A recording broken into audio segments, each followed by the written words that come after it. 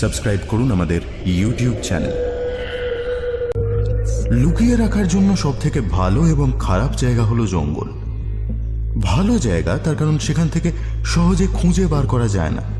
আবার খারাপ জায়গা এই কারণে যে প্রয়োজন মতো সে সঠিক জিনিসটা সঠিক মানুষকে খুঁজে পাইয়ে দেয়। হতে পারে সেই জিনিসটা একটা মৃতদেহ, হতে পারে অলৌকিক কিছু, আবার কখনো স্রেফ একটা যন্ত্র।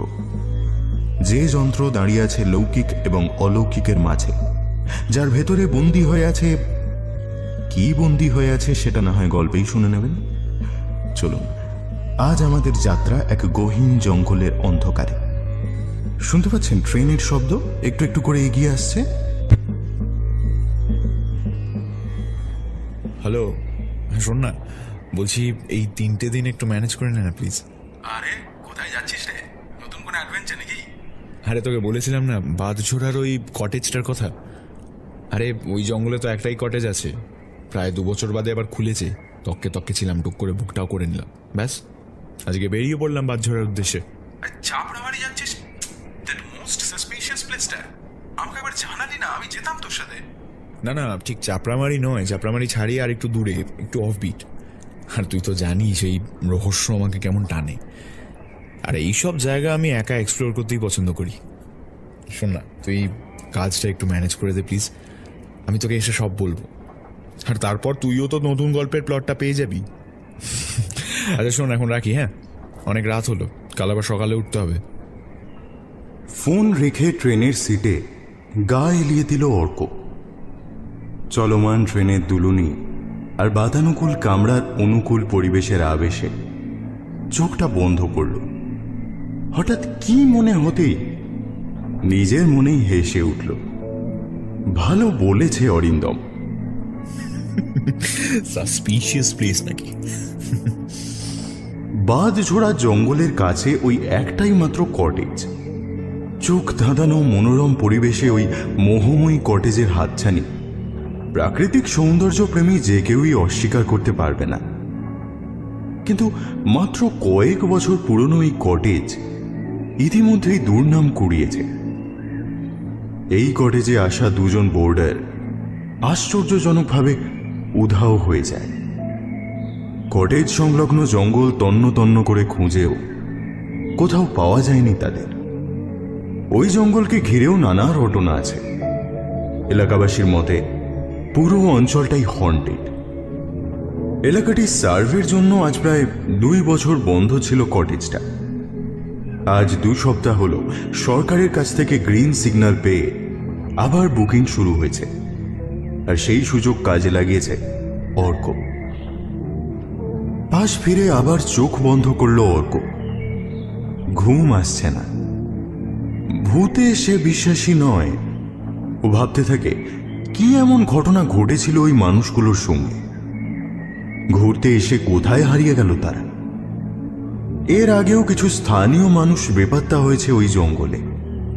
হঠাৎ শরীরের মধ্যে এক শিহরণ খেলে গেল অর্কর। ঠিক কি ঘটনার সাক্ষী হতে চলেছে সে?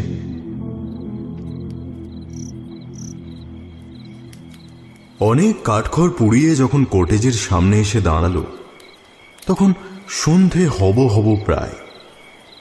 সত্যি কাঠখড় পোড়াতে হয়েছে ওকে। এমনিতেই প্রায় 3 ঘন্টা লেটে ট্রেন নিউ জলপাইগুড়ি স্টেশনে ঢুকলো। তারপর বাস তো ছাড় কোনো প্রাইভেট গাড়ি বাঁধঝোড়ায় আসতে চায় না। তারপরেও ধরে কয়ে একটা গাড়ি রাজি হলেও মাংলা বাড়ির বেশি যাবে না। অগত্যা সেই অবধি এসে স্থানীয় লোকেদের গাড়িতে লিফট নিয়ে প্রায় আরো 1 মাইল পথ পেরিয়ে তবে এই জায়গায়। স্থানীয় লোকেদের কাছে যতবার এই জায়গার সম্বন্ধে জিজ্ঞেস করেছে, ততবার ওরা চুপ করে থেকেছে। আর যত ওরা চুপ করে থেকেছে, ততই অর্কর মধ্যে সন্দেহের বীজ দানা বেঁধেছে। কটেজের সামনে আসতেই এক মাঝবয়সী লোক এগিয়ে এলো। অর্কর সঙ্গে থাকা মালপত্রগুলো নিতে নিতে বলল, बहुत देर लगा दी सर। শামশের? হাসি মুখে মাথা নাড়ল শামশের। কি ব্যাপার বলো তো শামশের, তোমাদের এদিকে কেউ খুব একটা আসতে চাইছিল না কেন? কোনো কথা না বলে জিনিসপত্র নিয়ে কটেজের ভেতর ঢুকতে ঢুকতে শামশের বলল, वो ऊपर वाला कमरा आपका है सर। उधर से फॉरेस्ट व्यू ज़बरदस्त मिलेगा। आइए सर, इधर सीढ़ी है, संभाल के आइएगा।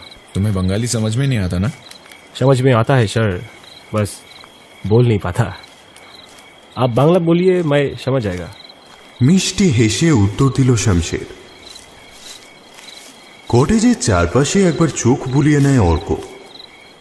চারিদিকে সবুজ বনানীর মাঝে ছোট্ট ছিমছাম কটেজ ধাঁচের বাংলোটা। ঢুকতেই সুন্দর বসবার জায়গা, পরিপাটি রুচিসম্মত সাজানো। তারপরেই মুখোমুখি চারটে ঘর। চারটে ঘরই বাইরে থেকে তালা ঝুলছে। একটু অবাক হয়ে প্রশ্ন করল অর্ক। সবকটা ঘর তালা বন্ধ, আমি ছাড়া অন্য কোনো বোর্ডার নেই?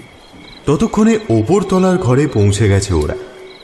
জিনিসগুলো ঘরের একপাশে নামিয়ে রাখতে রাখতে শমশের হতাশ সুরে বলল, क्या बताए सर, इतना बदनाम हो गया इस जगह कि क्या बोले।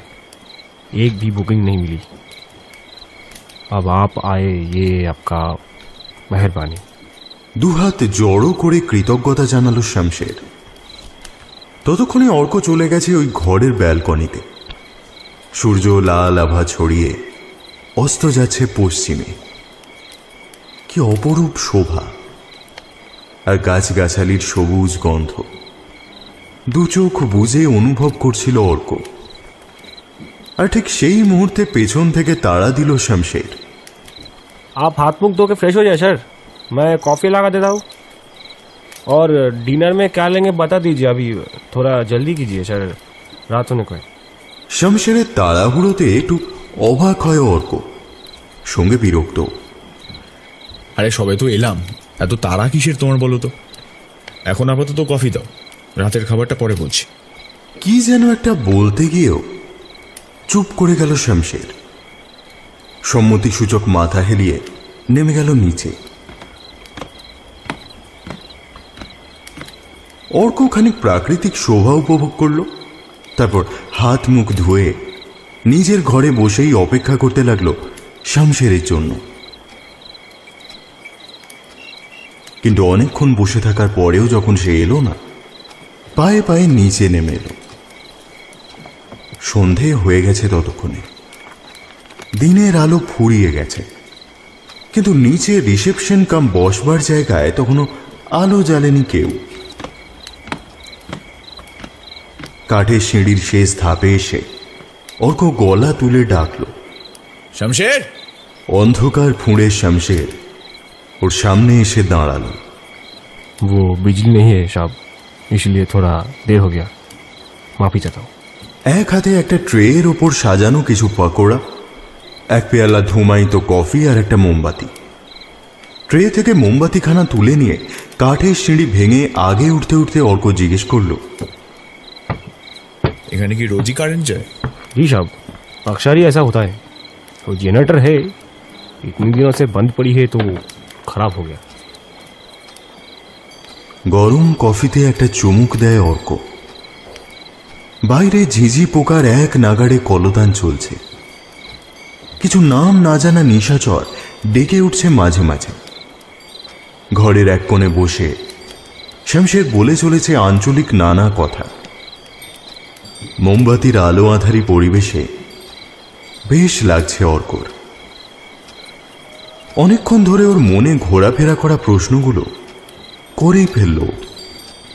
আচ্ছা শমশের, এই বাংলো সংলগ্ন অঞ্চল ঘিরে যে রহস্যটা আছে সেই সম্বন্ধে কিছু জানো? তোমাদের এই বাংলোতে আসা দুজন তো বেপাত্তা হয়ে গেল, কোথায় গেল ওরা? পুলিশ কি বলছে কিছু জানো? साहब वो सब बातचीत ना करे तो ही अच्छा है। आप इधर आए, कुछ दिन रहो, सही सलामत वापस लौट जाओ बस। और पुलिस क्या करेगा, उसका बस का बात नहीं है ये। রহস্যের গন্ধ পেল অর্ক। ভুরু কুঁচকে জিজ্ঞেস করল, পুলিশ কেন কিছু বুঝতে বা ধরতে পারবে না? এটা এটা এটা কি কোনো ভূতের ব্যাপার নাকি? শমশেরকে এবার একটু বিচলিত দেখালো। এদিক ওদিক তাকিয়ে নিচু স্বরে বলল, ये सब उसका काम আছে বাবু। মোমবাতির আলোয় শমশেরকে রহস্যময় লাগছে। কিসকা? नाम नहीं ले सकते। আরে কার নাম নেওয়া যাবে না? उस शैतान का नाम 3 बार लेने से वो जाग जाता है। কে কে জেগে উঠবে? কে কে কে কে সে? আমাকে আমাকে বলো, বলো, খুলে বলো সব। একটু সময় নিল শামশের। একটা দীর্ঘশ্বাস ছেড়ে নিজের ভাষায় শুরু করলো এক কাহিনী, যার বাংলা তর্জমা হলো এই। বহু বছর আগে এই জঙ্গলের গভীরে এক পূজারী এক মন্দির স্থাপন করে। কে সেই পূজারী, কোথা থেকে এলো, কোন দেবতারই বা মন্দির, তা সঠিক করে কেউ বলতে পারেনি। তবে সেই দেবতার মূর্তি ছিল ভয়ঙ্কর। ওই মন্দিরের পূজারীকে আশেপাশের গ্রামের মানুষ সবাই খুব মানত। কোনো বিপদ আপদ, অসুখ বিসুখ সব কিছুতেই ওই পূজারীর টোটকা, তাবিজ, কবচ নাকি জাদুর মতো কাজ করত। লোকে বলতো সেই পূজারী নাকি জাদু টোনা জানে। যাই হোক, গ্রামের মুখ্য লোক ওনাকেই দেবতা জ্ঞানে বিশ্বাস করতে শুরু করে। কিছুদিন পর থেকে এক এক করে গ্রামের লোক উধাও হতে শুরু করে। সকাল হলেই ক্ষত বিক্ষত লাশ পাওয়া যেতে থাকে এই জঙ্গলে। শোনা যায় গভীর জঙ্গল থেকে কোনো বাঘ বেরিয়ে এসেছে, কোনোভাবে মানুষের রক্তের স্বাদ পেয়েছে, সে হয়েছে মানুষ খেকো। গ্রামের লোকেরা পালা করে রাত জাগল, ফাঁদ পাতল তাকে ধরতে, কিন্তু তাদের সমস্ত চেষ্টা ব্যর্থ করে সেই বাঘ দিন দিন আরো ক্ষিপ্র ও ভয়ানক হয়ে উঠতে লাগলো। একবার দিনে দুপুরে এক মহিলার উপর হামলা চালিয়ে টুঁটি টিপে জঙ্গলের সামনে দিয়ে টানতে টানতে নিয়ে ঢুকে গেল জঙ্গলে। গ্রামের লোকেরা বুঝে গেছিল একে ধরা ওদের কর্ম নয়, তাই সকলে গিয়ে পড়ল সেই পূজারীর কাছে। পূজারী কথা দিল আসছে পূর্ণিমার মধ্যেই সে কোনো একটা ব্যবস্থা করবে। তবে ততদিন অবধি যেন কেউ এই মন্দির চত্বরের আশেপাশে না আসে। সে নাকি কোনো এক মহাযজ্ঞে বসতে চলেছে। পূর্ণিমার পরের দিন গ্রামের লোকেরা মন্দির চত্বরের সামনে যেতেই দেখতে পেল মন্দিরের ভিতর ওই দেবতার সামনে দুলে দুলে উচ্চ স্বরে তখনও মন্ত্রপাঠ করে চলেছে সেই পূজারী। গ্রামের লোকেরা অপেক্ষা করে। পুজো শেষ করে উঠে আসে পূজারী। জানিয়েছিল সেই জঙ্গলি মানুষ খেকো এখন মৃত। তারপর অদ্ভুত দর্শন, একটা চৌকোন বস্তু অনেকটা বড় তাবিজের মতো কি একটা তুলে ধরে বলেছিল এর মধ্যে ওই শয়তানের আত্মা বন্দি করেছে। এটা বন্দি যন্ত্র। সবাই অবাক চোখে দেখেছিল ওই বস্তুটাকে। যন্ত্রটার ওপরের থাকা নীল পাথরে সূর্যের আলো পড়ে চকচক করছিল। বেশ কিছুদিন বাদে পূজারীর খোঁজে মন্দিরে গিয়ে গ্রামের লোকেরা ওই পূজারীকে আর দেখতে পায়নি। যেইভাবে এসেছিল সেইভাবেই হারিয়ে গেছিল সেই পূজারী।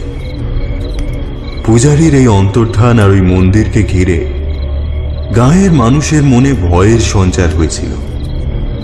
তাই ওই মন্দিরের সংলগ্ন অঞ্চল সবটাই পরিত্যক্ত হয় ধীরে ধীরে। কথা শেষ করে শামশের।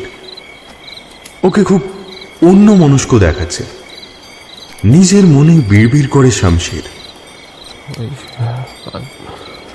हाँ, हमें लगता है वो शैतान फिर से जाग गया है साहब। हाँ, বাহ, বাঘের গল্পটা বেশ ইন্টারেস্টিং। কিন্তু যতই গাঁজাখুরি হোক না কেন, তোমার গল্প বলার ক্ষমতা আছে বলতে হবে।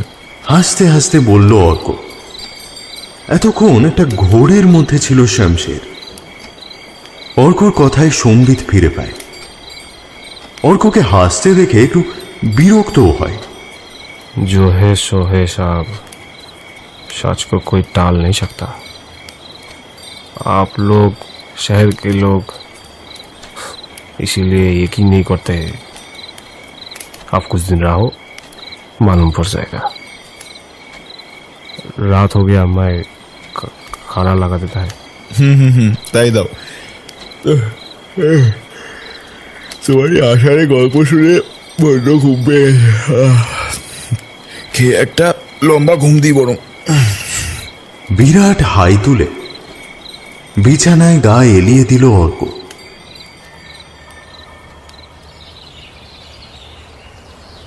আরো একবার ক্যামেরায় চোখ দেয় অর্ক। ওই তো দূরের গাছটাতে বসে আছে হর্নবিলটা। জুম করে কয়েকটা শট নিল। না, ঠিক মতো হলো না। আর একটু যদি কাছ থেকে নেওয়া যেত। খুব রেয়ার বার্ড, সহজে দেখা মেলে না।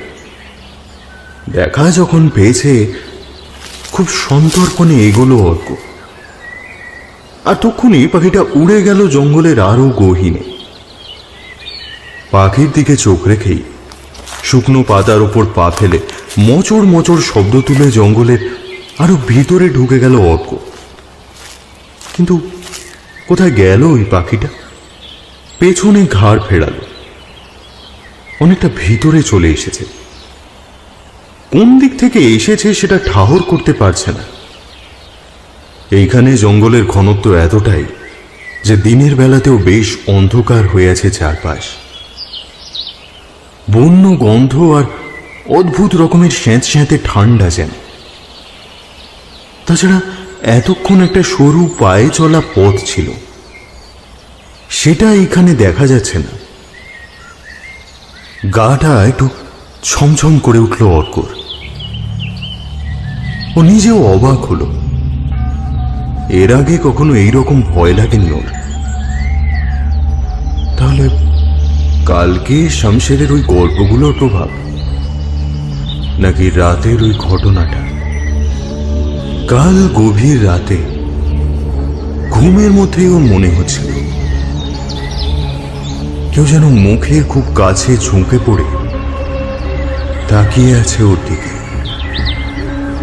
বিছানার উপর ধরপড় করে উঠে বসেছিল। মোমবাতিটা নিভে ঘরটা সম্পূর্ণ অন্ধকার হয়ে গেছিল। ঠিক ঠাহর করতে পারেনি কিছু,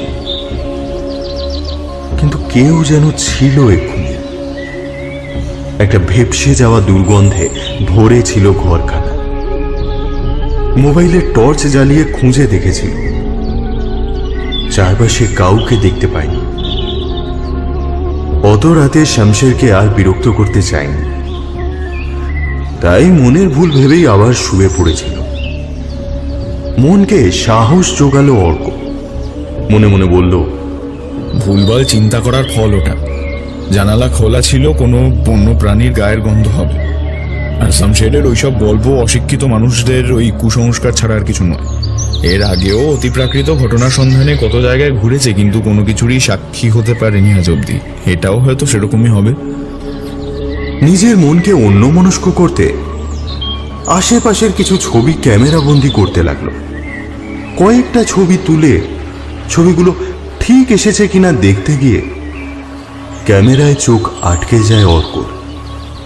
তারপর ক্যামেরার সেই ছবিটার দিকে একবার চোখ বুলিয়ে ভুরু কুঁচকে আরো গভীর জঙ্গলের উদ্দেশ্যে পা বাড়ায়। হ্যাঁ, তাই তো। বিশাল শাল শিরিষের জঙ্গলের ভেতর চাপা পড়ে আছে একটা ভাঙা চোরা মন্দিরের ধ্বংসাবশেষ, যার ফাটল বেয়ে বেরিয়ে এসেছে অসংখ্য গাছের সারি। ক্যামেরায় ধরা পড়েছে এর ছবি। পায়ে পায়ে মন্দিরটার কাছে এগিয়ে গেল অর্ক। মনে মনে ভাবল, এইটা তবে সেই মন্দির। শামশেরের কথা তবে কিছুটা হলেও বিশ্বাসযোগ্য। চুনসুরকির গাঁথনির মধ্যে একটা কবর মতো অবশিষ্ট আছে শুধু। ভেতরে সেই মূর্তিটা আছে কি? আর ওই মানুষকে কোটা যদি থাকে তাহলে এখানে থাকার কথা। ধীরে ধীরে ওই গহ্বরের ভেতর উঁকি দিল অর্ক। কি অন্ধকার! ঠান্ডাটাও যেন জমাট বেঁধে আছে। অন্যদিকে তো এত ঠান্ডা লাগছিল না। সরসর শব্দে একটা বিষধর মন্দিরের গহ্বর থেকে বেরিয়ে এসে পায়ের ওপর দিয়ে পাশের ঝোপে মিলিয়ে গেল। নিঃশ্বাস বন্ধ করে কাঠ হয়ে দাঁড়িয়ে রইল অর্ক। অন্য একটাও মাথা বাড়িয়েছে আবার।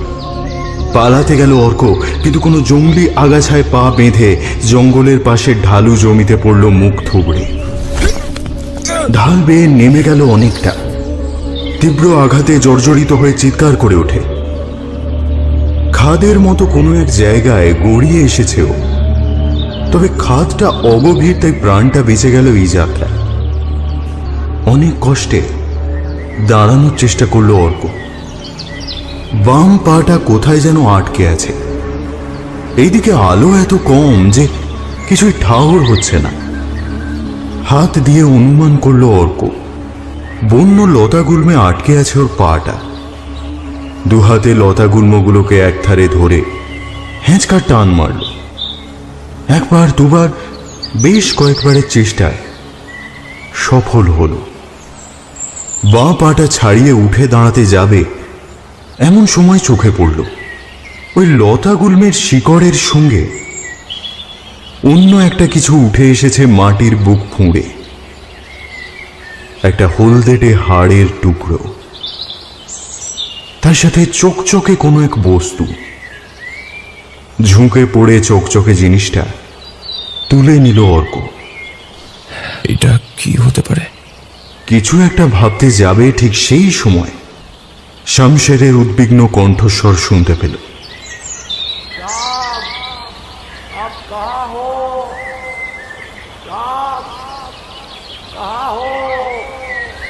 একটা জংলা গাছের শিকড় বেয়ে ততক্ষণে কোনো রকমে উঠে এসেছে অর্ক। হাঁটু, বুক, ঠোঁট কেটে রক্ত ঝরছে। ওই অবস্থায় কিছু দূর এগিয়ে যেতেই দেখা হয়ে গেল শামশেরের সঙ্গে। ওর এই অবস্থা দেখে চমকে উঠে শামশের বিস্ময়ের সুরে বলল, अरे साहब साहब आपको इतना सारा सूट कैसे लगा? आप जंगल की इतनी अंदर कैसे घुसे साहब? मना किया था सर आपको इधर मत आना। मना किया था आपने, नहीं सुना सर। কথা বলতে বলতেই কয়েকটা গাছের পাতা ছিঁড়ে দুহাতে চেটোতে পিষে অর্কর ক্ষতর উপরে প্রলেপ লাগিয়ে দিল শামশের। তারপর অর্কর ক্ষত থেকে হাত সরিয়ে নিজের মুখের কাছে এনে কি যেন একটা করল। অর্ক একটু ধাতস্থ হতেই ওরা ফিরে চলল কটেজের দিকে। বিছানার ওপর উঠে বসল অর্ক। ঘরটা অন্ধকার। কতটা রাত হয়েছে বোঝার জন্য মোবাইলটা হাত বাড়িয়ে খুঁজতে লাগলো। হাতে নিয়ে দেখল মোবাইলটা বন্ধ হয়ে পড়ে আছে, চার্জ শেষ। দুপুরে জঙ্গল থেকে ফিরে আসবার পর যন্ত্রণায় ওর শরীরের একেবারে নাজেহাল অবস্থা ছিল। কোনো রকমে কিছু মুখে দিয়ে চলে এসেছিল ঘরে। ফোনের কথা মনেই ছিল না। একটা ওষুধ খেতে ব্যথার উপশম ঘটতেই ক্লান্ত অবসন্ন শরীরে ঘুম নেমে এসেছিল। আর এখন চোখ খুলতেই দেখে কালকের মতোই আজও বিদ্যুৎবিহীন অবস্থা। খাটের উপরে বসেই একটু গলা তুলে ডাকলো অর্ক, শামশের ভাই, একটা আলোর ব্যবস্থা করে দিয়ে যাও। কিছুক্ষণ অপেক্ষা করলো অর্ক। না, কোনো সাড়া শব্দ নেই। অগত্যা নিজেই বিছানা ছেড়ে উঠে দাঁড়ালো। এখন আর শরীরে অতটা ব্যথা নেই, শুধু বাম হাতের কাঁধের কাছটা একটু ব্যথা করছে। দাঁড়িয়ে দাঁড়িয়ে বাম কাঁধটা একবার নাড়ানোর চেষ্টা করল। বেশ ব্যথা আছে। কাল তো ফেরা, পিঠের ব্যাগটাও বেশ ভারী, ফিরতে পারবে কি? এইসব ভাবতে ভাবতেই অন্ধকারেই আন্দাজ করে ঘর থেকে বেরোনোর চেষ্টা করলো অর্ক। আজ হয়তো পূর্ণিমা, চাঁদের আলো এসে পড়েছে ঘরে। অন্ধকারে চোখ দুটো শুয়ে গেছে ততক্ষণে। ঘর থেকে বেরোতে যাবে ঠিক সেই মুহূর্তে জঙ্গল থেকে এক আর্তনাদ ভেসে এলো। এক অদ্ভুত ভয়ের শিহরণ খেলে যায় ওর শরীর পেয়ে। দোতলার লম্বা করিডোরটা পেরিয়ে দ্রুত পায়ে সিঁড়ি ভেঙে নিচে নেমে এলো অর্ক। নিশ্ছিদ্র অন্ধকার চারদিকে। শামশের, শামশের! বার কয়েক ডাকার পরেও সাড়া মিলল না। ওদিকে জঙ্গলের সেই আর্তনাদটা আস্তে আস্তে কাছে আসছে। ভয় আর কৌতূহল এই দুইয়ের প্রভাব ছড়িয়ে পড়ছে অর্কর মগজের প্রত্যেকটা নিউরনে। ধীরে ধীরে অর্ক পা বাড়ালো কটেজের বাইরে। ঠিক তখনই পেছন থেকে শুনতে পেল। मत जाइए साहब। চমকে পেছন ঘুরে তাকালো অর্ক। শামশের সেই আগের রাতের মতোই মোমবাতি হাতে ওর সামনে দাঁড়িয়ে। ওটা কিসের শব্দ? কে চিৎকার করছে এমন করে? বিস্মিত কণ্ঠে প্রশ্ন করে অর্ক। साहब आप ऊपर जाके रेस्ट कीजिए, आपका तबीयत ठीक नहीं है। কি হচ্ছে এসব আমাকে খুলে বলো শামশের। কি কি এত রহস্য? আমি কিন্তু ভালো করে জানি তুমি সবটা জানো। তুমি আমাকে বলো, এক্ষুনি বলো, আমি সবটা জানতে চাই। শামশেরের দুহাত ধরে ঝাঁকিয়ে প্রশ্ন করে সে। মাথা নিচু করে চুপ করে থাকে শামশের। তারপর ভাঙা ভাঙা কণ্ঠস্বরে অদ্ভুত সুরে বলে, साहब साहब ये सब कुछ माया है। वो जंगल आपको पुकार रही है। मत सुनो, मत सुनो, ये सब कुछ सुनाई नहीं देता। पर इस पुकार सुन के जो कोई भी जाता है वापस कभी नहीं आता।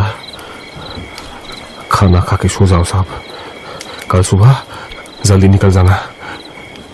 मैं भी ये काम छोड़ दूंगा, मुझे और नहीं रहना यहाँ, और नहीं रहना। শামশেরের কণ্ঠে আদেশের সুর ছিল। অর্ক সেটা উপেক্ষা করতে পারল না। ততক্ষণে বাইরের ওই শব্দটাও থেমে গেছে।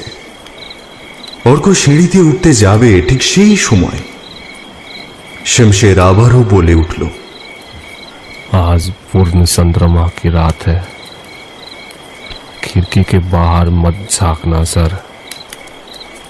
আর প্রশ্ন করল না অর্ক, কারণ ও জানে আর সবকিছুর মতো এটারও কোনো উত্তর পাবে না।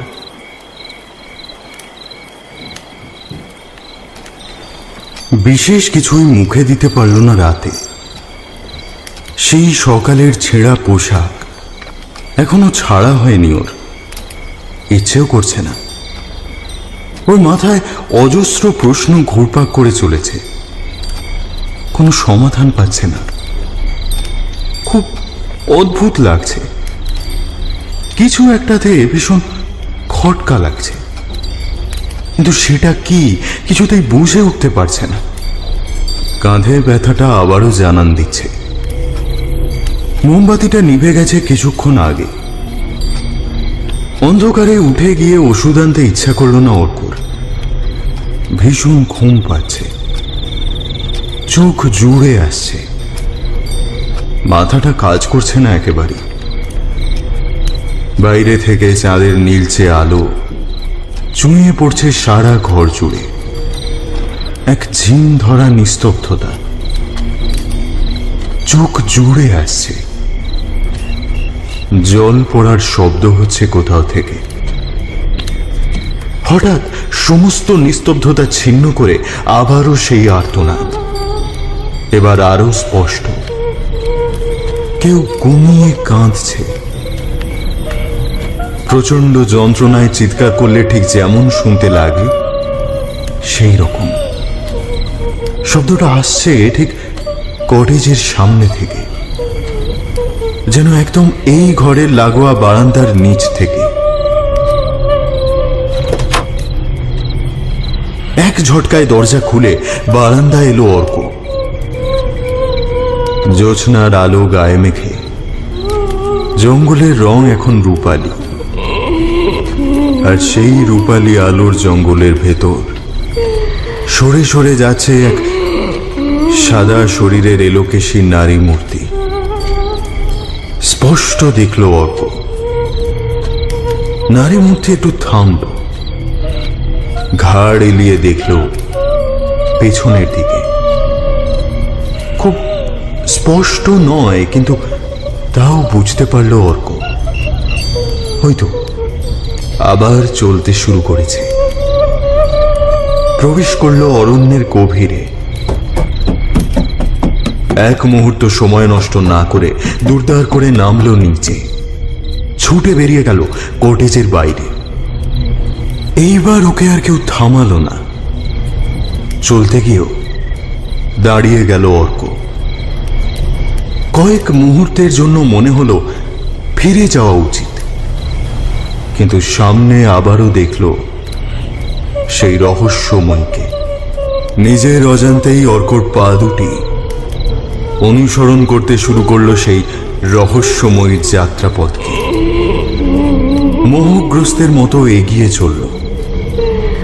সে কোথায় চলেছে নিজেও তা জানে না, যেন ওই মোহময়ী একমাত্র ওর জীবনের ধ্রুব। বাকি সব মিথ্যা, সব ভ্রান্ত। সে পথ চলছে, কতক্ষণ চলেছে, কোথায় চলেছে সে খেয়াল তার নেই। যেন শতাব্দীর পর শতাব্দী ধরে হেঁটেই চলেছে শুধু। আলোর আভাস পেতেই অর্ক মোহগ্রস্ততা কাটিয়ে সম্বিত ফিরে পায়। দুহাত দিয়ে নিজের চোখ কচলে আরেকবার ভালো করে তাকায় চারপাশে। কোথায় সেই ছায়ামূর্তি? এ তো সকালের দেখা সেই পোড়ো মন্দিরটার কাছে এসে পৌঁছেছে। ওই ভগ্নপ্রায় মন্দিরের সেই গহ্বরে জ্বলছে ধুনির আগুন। সেই আগুনের আলোয় স্পষ্ট দেখা যাচ্ছে মন্দিরের অধিষ্ঠ ভঙ্গুর মূর্তিটি। ভয়ঙ্কর তার রূপ। ওটা যে কোনো আরাধ্য দেবতার মূর্তি নয়, তা বেশ বুঝতে পারল অর্ক। ওর মস্তিষ্ক জানান দিচ্ছে সমূহ বিপদ, কিন্তু অঙ্গ প্রত্যঙ্গগুলো অবশ হয়ে আছে। কি করবে বুঝে উঠতে পারছে না। ঠিক সেই মুহূর্তে কেউ ওর সামনে এসে দাঁড়ালো।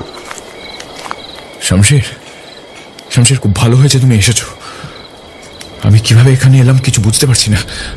ওই শব্দ আর তার সাথে আবছায়া মূর্তি। এই মন্দিরে কি হচ্ছে কিছু বুঝতে পারছি না। আমি কিছু বুঝতেও চাই না। তুমি আমাকে আমাকে ঘরে ঘরে নিয়ে চলো প্লিজ। किस मूर्ति को देखा आपने साहब? डरावना कुछ? हाँ, सफेद साड़ी पहन के जो ऐसी ऐसी ऐसी चल रही थी। हाँ, সেই মূর্তির হাঁটার ধরনকে অবিকল নকল করে দেখালো শমশের। অবাক হয়ে তাকিয়ে রইল অর্ক। गोमती। जी भैया। অন্ধকার ফুঁড়ে বেরিয়ে সেই শ্বেত বসনা সামনে এসে দাঁড়ালো। সাদা শাড়ি বেষ্টিত, ঘোমটা টানা সেই নারী মূর্তির মুখাবয়ব অস্পষ্ট। শুধু ঠোঁটের কোণায় ঝুলে থাকা পৈশাচিক হাসিটি দৃশ্যমান। তার হাতে ধরা মাটির হাঁড়ির মতো কিছু মুখের কাছে এনে শব্দ করল সে। শোনাতে লাগলো সেই আর্তনাদের মতো। হতবাক হয়ে যায় অর্ক। ওর মস্তিষ্ক কাজ করা বন্ধ করে দিয়েছে।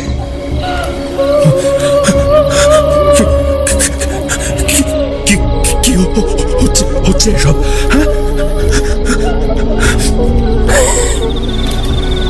धीरज रखो, अभी पता चल जाएगा।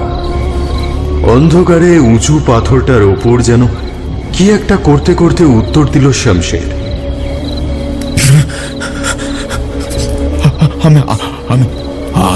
আমি কিন্তু এক্ষুনি পুলিশকে ফোন করবো। ফোন করে সব জানাচ্ছি। আমি বেশ বুঝতে পারছি সমস্ত দুর্ঘটনার পেছনে তোমারই হাত আছে। কাঁপা কাঁপা হাতে নিজের পকেট হাতড়ালো অর্ক। অদ্ভুত শব্দ করে হেসে উঠল শমশের। দূরে দাঁড়ানো নারী মূর্তিটি হাসতে হাসতে লুটিয়ে পড়ল যেন। অবগুণ্ঠন সরে প্রকাশিত হয়ে পড়ল তার মুখমণ্ডল। ঝলসিত বিভৎস মুখমণ্ডল দেখে আঁতকে ওঠে অর্ক। একটা শব্দ নিজের অজান্তেই বেরিয়ে আসে ওর গলা দিয়ে। এক পা করে পিছু হটতে থাকে। मना करने वाला हर चीज पे ज्यादा इंटरेस्ट होता है ना तुझे। हाँ। देख, मौत का पुकार सुन के किधर आ गया? वो दो आदमी भी तेरे तरह आया था। गोमती, इसको बांध के रख, नहीं तो सिरिया उड़ जाएगा। নির্দেশ দিতে দিতে অর্কর দিকে এগিয়ে এলো শমশের। ওর চোখে মুখে এক পৈশাচিক আনন্দ লক্ষ্য করল অর্ক। শমশেরের হাতের দিকে চোখ পড়তেই চমকে উঠল। একটা মস্ত বড় ধারালো কিছু, অনেকটা চপারের মতো, চাঁদের আলোয় চকচক করছে। সেই অস্ত্রটার ধার বরাবর নিজের আঙুল চালিয়ে পরখ করে নিল শমশের। তার মানে এটাই এতক্ষণ পাথরে ঘষে ধার দিচ্ছিল। এই ধারালো বস্তুটা যে কোনো সময় মৃত্যুরূপে নেমে আসবে ওর শরীরে। মোটা দড়ির বাঁধন থেকে মুক্তি পাওয়ার জন্য আরেকবার ব্যর্থ প্রচেষ্টা চালালো অর্ক। অদূরে বসে সেই পৈশাচিক নারী মূর্তি এক দৃষ্টে তাকিয়ে আছে ওর দিকে, ঠিক যেমন করে শকুন বসে তাকিয়ে থাকে মুমূর্ষ প্রাণীর দিকে। তার ঠোঁটের পাশ দিয়ে লালা ঝরে পড়ছে। অর্ক লক্ষ্য করল শমশের আর এই নারী মূর্তি দুজনেরই ঠোঁটের কোণের দাঁতগুলো লম্বা ধারালো ধরনের। এখন ওর মনে হলো যতবার শমশেরের সঙ্গে কথা বলেছে ততবার ওর মনে হয়েছিল কিছু একটা বেমানান আছে। আজ এই মুহূর্তেও বুঝল ওই অস্বাভাবিক দাঁত দুটো, যা সাধারণ মানুষের হতেই পারে না। भैया, मुझे इसका सीना चाहिए। শরীর ঝিমঝিম করে উঠল অর্কর। এইভাবেই ওকে শেষ হতে হবে। চিৎকার করে উঠল অর্ক। আমাকে কেন মারছো? কি ক্ষতি করেছি আমি?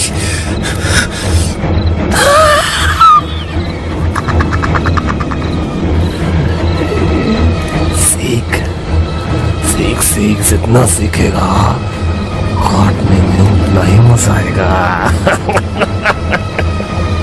নিরুপায় অর্ক কান্নায় ভেঙে পড়ে, আকুতি করে ওদের কাছে। টাকা পয়সা যা আছে সব নিয়ে নাও, আমাকে আমাকে ছেড়ে দাও, আমি কাউকে কিছু বলবো না।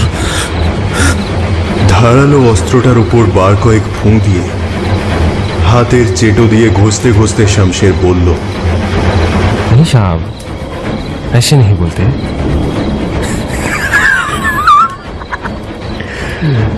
अरे तू शैतान का सारा है रे, तुझे ऐसे कैसे छोड़ दूं?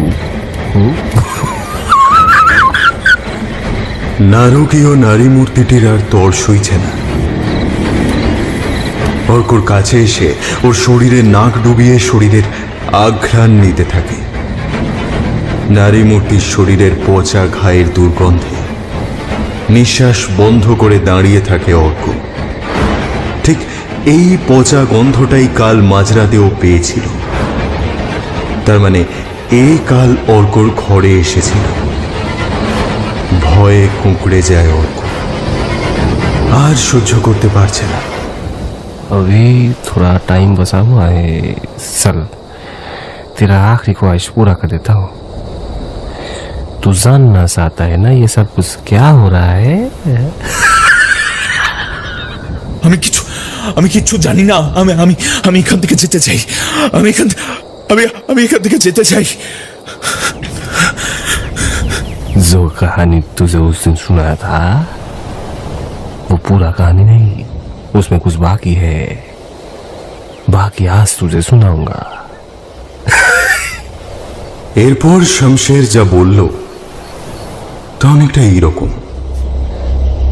এই জঙ্গলে আসা সেই পূজারী আসলে ছিলেন শয়তানের উপাসক। এক গ্রাম থেকে অন্য গ্রাম ঘুরে বেড়াতেন নিজের উদ্দেশ্য সিদ্ধির জন্য। যেই গ্রামে যেতেন সেই গ্রামের বাসিন্দাদের আগে ছোটখাটো টোটকা তন্ত্রমন্ত্র দিয়ে তাদের মুশকিল আসান করে সেই সরল মনস্ক মানুষদের বিশ্বাস অর্জন করতেন। তারপর শুরু হতো তার আসল খেলা। সে যেই গ্রামেই যেত সেই গ্রামেই এক ভয়ানক নরখাদকের আবির্ভাব ঘটত। গ্রামবাসীরা মুক্তির জন্য তার কাছে এসে পড়ত, আর সে সেই সুযোগ কাজে লাগাতো। সেই নরখাদককে ধরে দেওয়ার বদলে গ্রামের মানুষদের কাছ থেকে টাকা, জমি, গয়না সমস্ত কিছু আদায় করত। তারপর সেই গ্রাম ছেড়ে অন্য গ্রামে। সেই নরখাদক বাঘ প্রকৃতপক্ষে ছিল বাঘের আত্মা। বহুকাল পূর্বেই শয়তানি তন্ত্রমন্ত্রের দ্বারা এক ভয়ঙ্কর বাঘের শরীরকে শয়তানের উদ্দেশ্যে উৎসর্গ করে সে। তার আত্মাকে বন্দী করেছিল ওই অদ্ভুত দর্শন নীল পাথরযুক্ত বন্দি যন্ত্রে। সেই শয়তান আত্মার নাম দিয়েছিল আদমখোর। শয়তানকে আহুতি দেওয়ার জন্য প্রয়োজন নরমাংস, আর নরখাদকের প্রয়োজন হতো টাটকা রক্তের। তাই যখন শয়তানকে ভোগ দেওয়ার প্রয়োজন পড়ত তখনই তাকে জাগানো হতো।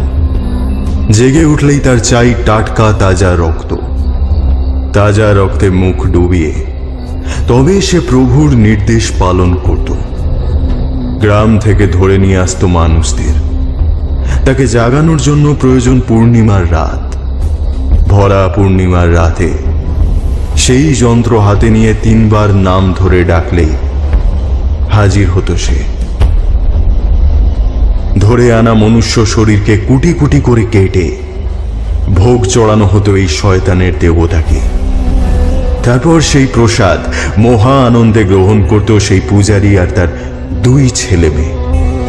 কিন্তু এই গ্রামে কিছু লোকেদের মনে সন্দেহ হয়েছিল। ওরা লুকিয়ে দেখতে পেয়েছিল সেই পূজারীর কার্যকলাপ। এক অমাবস্যার নিকষ কালো রাতে গ্রামের লোকেরা চুপি চুপি এসে আক্রমণ করে পূজারীকে। অযাচিত আক্রমণের ফলে বার কয়েক আঘাতেই নুয়ে পড়ে পূজারীর শরীর। নিষ্প্রাণ শরীরটাকে টানতে টানতে নিয়ে গিয়ে ফেলে মন্দিরের পাশের ওই খাদটায়। তারপর মাটি চাপা দিয়ে দেয়। মন্দিরটা জ্বালিয়ে দিয়েছিল ওরা। ছেলেটা লুকিয়ে পড়েছিল কোথাও, কিন্তু মেয়েটা পারেনি। জ্বলতে জ্বলতে বেরিয়ে এসেছিল মন্দিরের ভেতর থেকে। ঠিক তখনই বৃষ্টি এসেছিল ঝেঁপে। বৃষ্টির ফোঁটার আগুন নিভল, কিন্তু অনেকটা পুড়ে গেল মেয়েটা। গ্রামের লোকেরা ফিরে গেছিল ততক্ষণে। গাছের আড়াল থেকে বেরিয়ে এলো ছেলেটা। হাত ধরে টান মারল বোনের। যন্ত্রণায় কাতরাতে কাতরাতে একে অপরের হাত ধরে সেই স্থান ছেড়ে অন্ধকারে ছুটে পালালো 2 ভাই বোন।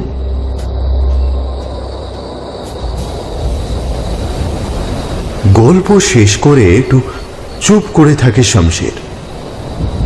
প্রতিটা মুহূর্ত অসহনীয় লাগছিল অর্কর।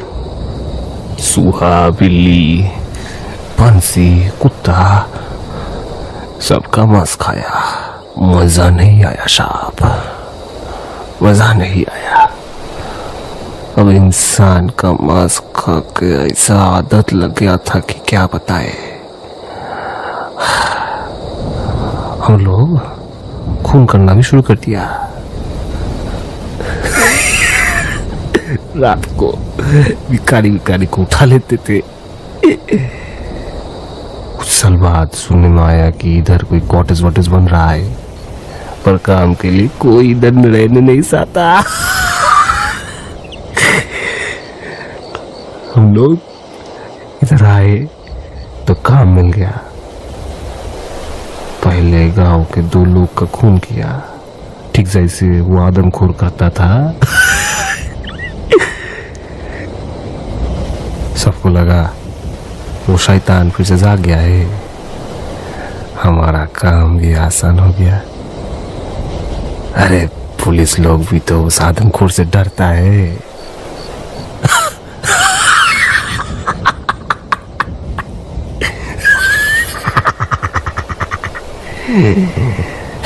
गोमती उसे खोल के इधर ले आ, थोड़ा आराम से लाना, बहुत स्वादिष्ट है।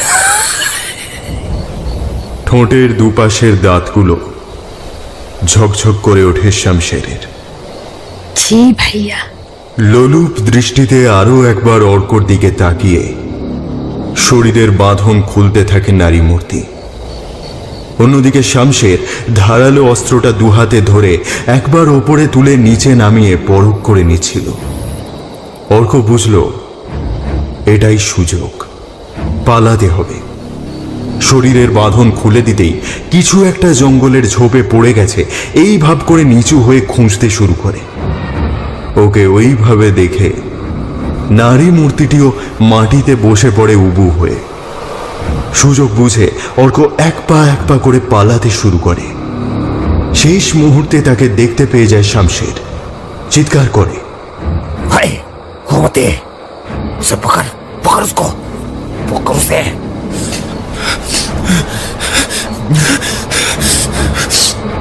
সচকিত হয়ে গোমতি উঠে পড়ে ছুট লাগায়।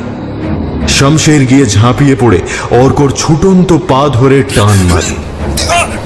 মুখ থুবড়ে পড়ে অর্ক, যন্ত্রণায় কোকিয়ে ওঠে। শামশের আর গোমতি অর্ককে হ্যাঁচড়াতে হ্যাঁচড়াতে নিয়ে যেতে থাকে ভগ্ন মন্দিরের সামনে।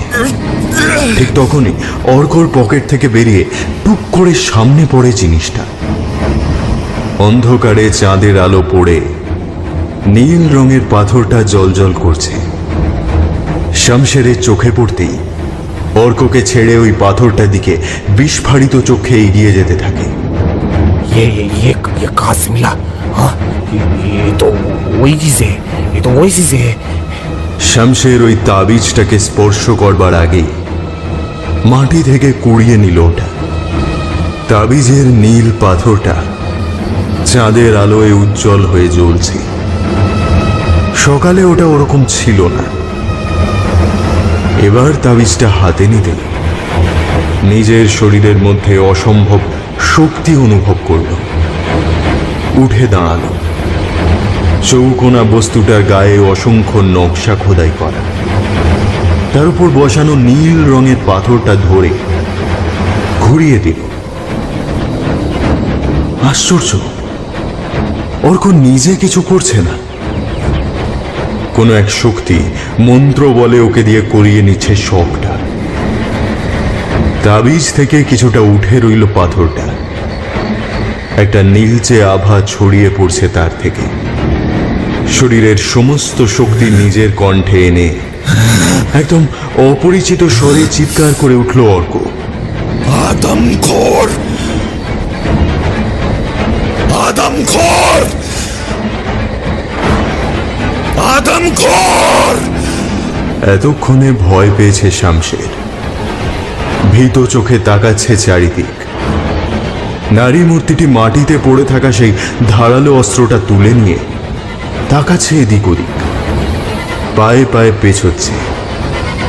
ঠিক সেই মুহূর্তে তাবিজের উজ্জ্বল পাথরটা থেকে ঠিকরে বেরিয়ে আসা রশ্মি থেকে তৈরি হলো জ্বলন্ত আগ্নেয় বলয়। সঙ্গে সঙ্গে শোনা গেল এক প্রবল গর্জন। আগ্নেয় বলয় থেকে ছিটকে বেরিয়ে এসে কয়েক মুহূর্তের মধ্যে ঝাঁপিয়ে পড়ল ওই দুজনের ওপর। একটা শব্দ হলো মাত্র। দূরে দাঁড়িয়ে অর্ক দেখেছে সবটা। ওর মস্তিষ্ক বলছে এই মুহূর্তে এইখান থেকে চলে যেতে, কিন্তু যেতে গিয়েও পারছে কই। মন্ত্রমুগ্ধের মতো দেখছে এক দানবীয় চেহারার বাঘ কিভাবে থাবা বসাচ্ছে দুই মানব শরীরের উপর। সরু রক্তের ধারা বয়ে এসে থেমেছে ওর পায়ের কাছে। বহু বছর পর জেগেছে প্রাণীটা। মানব রক্তের আস্বাদ নিচ্ছে দাঁড়িয়ে দাঁড়িয়ে। কিছু সময় পর ওই মৃতদেহ থেকে মুখ ফিরিয়ে তাকালো অর্কর দিকে। কি জ্বলন্ত সেই দৃষ্টি! সম্মোহিত অর্ক তাকিয়ে রইল ওর দিকে। নরখাদকটা ধীরে ধীরে এগিয়ে আসছে ওর দিকে। অর্কর সামনে এসে দাঁড়ালো মাথা নিচু করে। ঠিক যেমন প্রভুর সামনে দাঁড়ায় তার পোষ্য, অপেক্ষা করতে থাকে কিছুর, হয়তো কোনো নির্দেশের। কিং কর্তব্য বিমূঢ় অর্ক ভয়ে কাঠ। কয়েক মুহূর্ত অপেক্ষার পর সেই নরখাদকের বিশাল দেহটা সরু সাদাটে আলো হয়ে মিলিয়ে গেল সেই তাবিজের মধ্যে। নীল পাথরটা থেকে নির্গত আলো নিভে গেল। পাথরটা আবার এসে বসেছে তার নিজ স্থানে। একটু অপেক্ষা করলো অর্ক। যন্ত্রটা এড়িয়ে চলে যেতে চাইল, কিন্তু পারল না। একটা অসম্ভব সম্মোহনী শক্তি আছে ওটার। এদিক ওদিক তাকিয়ে মাটিতে পড়ে থাকা তাবিজটা কুড়িয়ে নিয়ে উল্টে পাল্টে দেখে পরম যত্নে ভরে ফেলল পকেটে। তারপর ছিন্ন ভিন্ন মৃতদেহগুলোর পাশ কাটিয়ে এগিয়ে চলল সামনে। এখন অনেক কাজ ওর। থানায় গিয়ে লিখিত অভিযোগ করতে হবে রাতে শিকার করতে বেরিয়ে কিভাবে একটা বাঘের পাল্লায় পড়ে দুটো মানুষকে অকালে প্রাণ দিতে হলো। সেই ঘটনাটাই মনে মনে সাজিয়ে নিচ্ছিল। হ্যাঁ, শিকার করা নিষিদ্ধ, তাতে হয়তো কিছু শাস্তি হবে, কিন্তু যে আলাদিনের আশ্চর্য প্রদীপ সে পেয়েছে তার কাছে সেটা তো তুচ্ছ। এই সব কিছু ভাবতে ভাবতে অর্কর ঠোঁটের কোণে একটা শয়তানি হাসি খেলে গেল।